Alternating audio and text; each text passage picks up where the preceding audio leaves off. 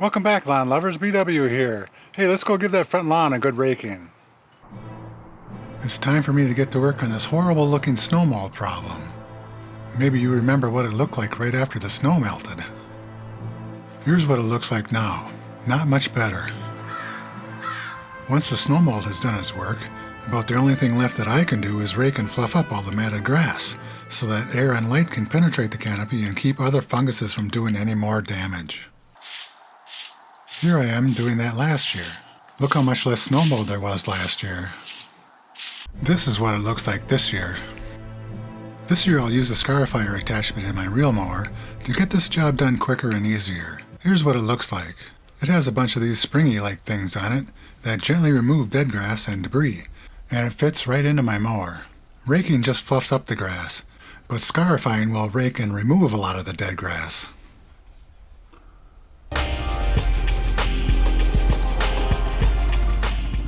I want to do this as soon as possible after the snow melts, but it's a good idea to give the soil a chance to dry up a little first. I don't want to wait too long though, or I may damage some tender young new grass that's trying to get started.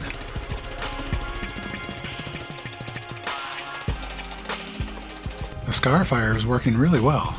I could use the catcher to catch the dead grass as it comes out, but that would be a lot of stopping and emptying, so I'm just going to scarify and then blow all the dead grass onto the driveway, and then pick it up.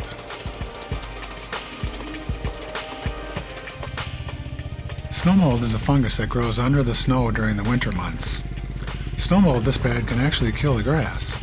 Most of the time it's not lethal and the grass will grow back, even from the roots if it needs to. There are a few green grass blades in those otherwise dead-looking patches. Some of that grass may survive the snow mold on its own.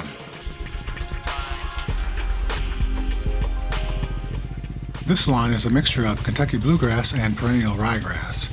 Kentucky Bluegrass is especially good at surviving snow mold, and that's one of the reasons it's so popular here in the north. In fact, few people even worry about snow mold here. The problem for me is that I live right on the edge of the northern limit for growing Perennial Ryegrass. Winterkill and snow mold are a bigger problem for Perennial Ryegrass, and I'll have to expect some winter loss from time to time if I want to grow it here. I have a hunch that the bluegrass will survive just fine, but I may lose some Perennial Ryegrass. I'll have to give the lawn more time to recover before I'm able to tell if the ryegrass will be okay. It's a little too early to plant seed at this time because it won't start to grow until it gets warmer.